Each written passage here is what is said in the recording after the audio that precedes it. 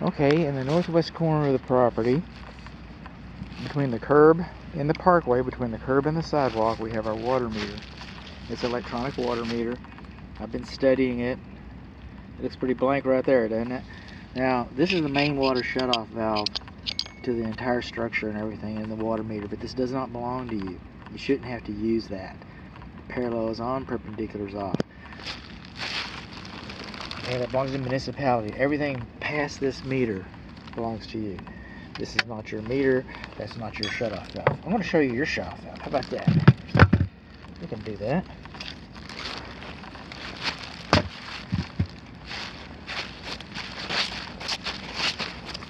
Inside the garage, so it's the garage east interior wall, right next to the pedestrian door. This is the main water shutoff for the house.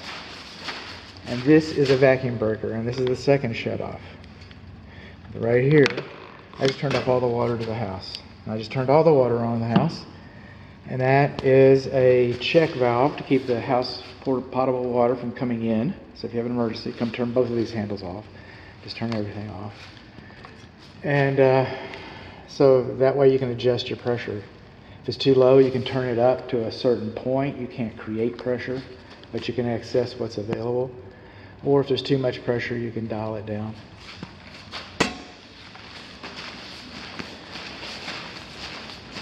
Now we got some equipment issues here. My poor little water gauge stuck on 70. So that's our tare weight, if you will. We subtract anything from 70. So I got 150, so it's 80 psi.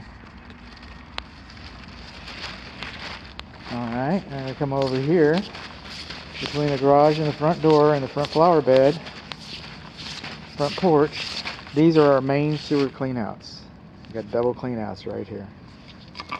You take your snake, your auger, your rotor-rooter, call it what you will, goes in here, goes into the house, cleans out the line, everything is fine. You got a problem out here, you go in this one closer to the house and it goes this way.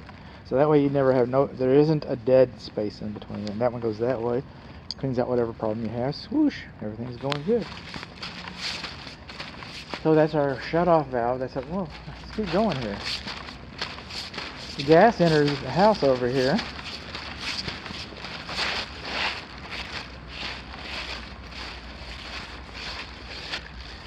And it's bonded. And people say, well, you shouldn't bond it on top of that. How's it going to get in? Those teeth get in there. That is bonded. That's the gas. Then the lawn sprinkler, the irrigation system on the back of the house, there is a weather sensor. So we have seen that. And it's in the other video. You've already seen that video if you watched them in line. This is your lawn sprinkler check valve. That valve right there is your main shutoff valve. These are the check valve isolation valves. Those are for servicing it, and replacing it, and so forth. This is turning off all the water to the system.